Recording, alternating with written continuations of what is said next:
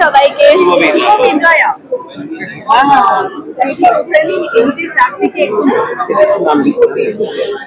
দর্শককে প্রথমেই thank you বলবো, ধন্যবাদ জানাবো আমাদের ছবিকে এতটা ভালোবাসা দেওয়ার জন্য। যারা এখনো ছবিটি দেখেননি তারা প্লিজ ছবিকে দেখে নিন, এবং ন্যাশনালিও রিলিজ করছে, যারা ওয়েস্ট বেঙ্গলের বাইরে থাকেন তারাও এখন দেখার সুযোগ পাবেন। আর ছবিটি নিয়ে সবকিছু নিয়ে মানুষজন প্রচুর প্রশংসা করছেন, মিউজিক থেকে শুরু করে প্রত্যেকের কাজ। তো খুব এক্সাইটেড অ্যান্ড গ্রেটফুল। ছবি অফকোর্স আমার মনে হয় ভালো ছবি, ভালো কন্টেন্টের ছবি সবসময় হিট হয়, মানুষ পছন্দ করে। কন্ট্রোভার্সি তো কন্ট্রোভার্সির মতো চলবে, আর ছবি ভালো হলে সেটার আলাদা ভ্যালু। কারণ এই ছবি কোনো কন্ট্রোভার্সিতে নেই, চর্চাতে রয়েছে যদিও কাজ নেই। একদম, এটাই তো, এটা মানে ক্রেডিট গোস টু বুম্বাদা। এটা বুম্বাদার থেকে মানে আমাদের শেখার, মানে আমরাও শিখছি বুম্বাদার থেকে। Thank you.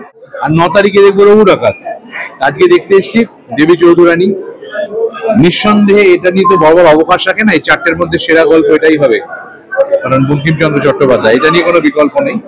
সাহিত্য নির্ভর ছবি, বাংলা সিনেমা চিরকাল দাপিয়ে এসছে, এবং সেক্ষেত্রে সাহিত্য নির্ভর ছবি একটা তার আলাদা মেরুদণ্ড থাকে, সেটা হচ্ছে তার গল্প, তার উপন্যাসের তার খ্যাতি, যেই জন্য এত মানুষ দেখছেন।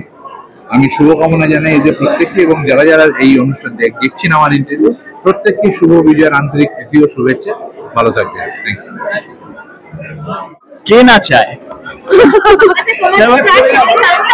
বাবা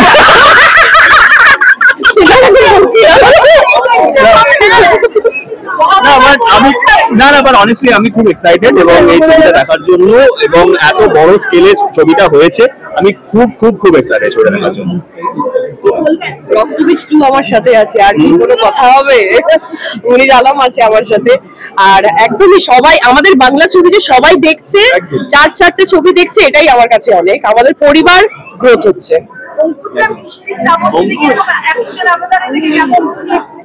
টক ঝাল মিষ্টি, ও মাই গড।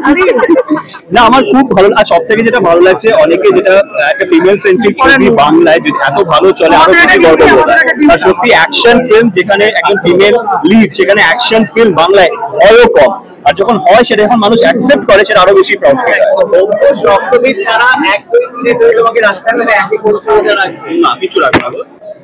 আমারটা তো আমারটা এখন আমি নিজে দেখিনি, এটাও হাইটস, বাট ডাবিং এর সময় যতটুকু দেখেছিলাম ওটা দেখবো ডেফিনেটলি। আমাদের প্যান ইন্ডিয়া রিলিজ হচ্ছে রক্তবীজ 2, ইনফ্যাক্ট দেবী চৌধুরানীর রিলিজ হচ্ছে সেম ডেটে 10ই অক্টোবর।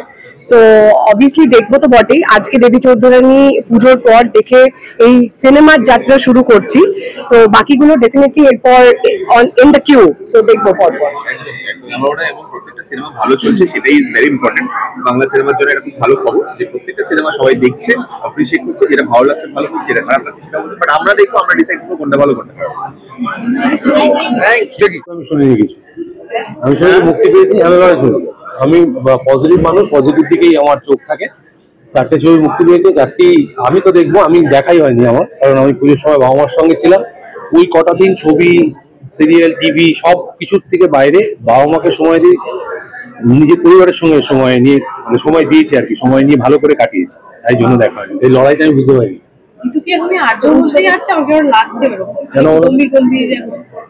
আর্য গম্ভীর নয়, না না, আমি ক্যারেক্টার থেকে যা পোশাক খুলে ফেললে ক্যারেক্টার থেকে বেরিয়ে আসি। আর্য খানিকটা জিতুন নয়, 4টেই দেখবো আমি। আজকে থেকে শুরু করে আমি 4টেই দেখবো, সুযোগ পাবো 4টে ছবি দেখবো। 4টে ছবি বানিয়েছেন তারা, এবং আমাদের ইন্ডাস্ট্রির প্রত্যেকে কষ্ট করে বানিয়েছেন। 4টে ছবি দেখবো, 4টে কেন, আমি হিন্দি ছবি কান্তারাও দেখবো, আমি তামিল ছবিও দেখবো, আমি বাংলা ছবিও দেখবো, আমি ইংরেজি মুভিও দেখবো। আমি একজন সিনেমার কর্মী, প্রত্যেকটা ছবিকে এটাই খুব ভালো কথা। পুজোর সময় বাংলা ছবি মুক্তি পায়, বড় ছবি মুক্তি পায়, এবছরও তার ব্যতিক্রম ঘটেনি। এবার কোনো ছবি কম, কোনো ছবি বেশি, এটা তো সবসময়তেই থাকে, এটা নিয়ে নতুন করে কিছু বলার নেই। তবে মুম্বাদা আজকে আমাকে নেমন্তন্ন করেছেন এই দর্শন স্ক্রিনিংটাতে, আমার প্রিমিয়ারে আসা হয়নি, তো সেই কারণে আমি আজকে এসেছি এখানে। দেবী চৌধুরানী এরকম একটা কাজ হয়েছে বঙ্কিমচন্দ্র চট্টোপাধ্যায়ের গল্প নিয়ে, উপন্যাস, মানে এরকম একটা অমর সৃষ্টি নিয়ে, এটাতে আমি এসে আমার মনে হয় যে যদি 1%ও তাতে আমি সমর্থন জানাতে পারি, সেই প্রচেষ্টাটাকে সমর্থন জানানোর জন্য আমার এখানে আসা আছে। যার স্কেল খুব বড়, যখন করেছি তখনও ভেবেছি যে ভবানী পাঠক আর এই যে প্রফুল্ল দেবী চৌধুরানী হয়ে ওঠা এই এপিসোডটা দেখতে খুব ভালো লাগবে। আর সেখানে ভবানী পাঠকের বুম্বাদা, দেবী চৌধুরানীতে শ্রাবন্তী এবং আমার বন্ধু শুভজিতের ছবি, সব দারুণ। অবশ্যই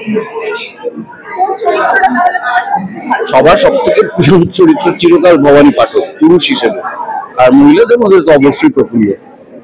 সমালোচনা না থেকে এই ছবি কিন্তু চর্চায় রয়েছে, সবার ভালো লেগেছে। এটা বাংলা ছবির জন্য কতটা? সবকটা ছবি মোটামুটি ভালো প্রশংসা পাচ্ছে, এটা নিয়ে আমি স্পেশালি খুব এক্সাইটেড। দেখা যাক, দেখে নিই।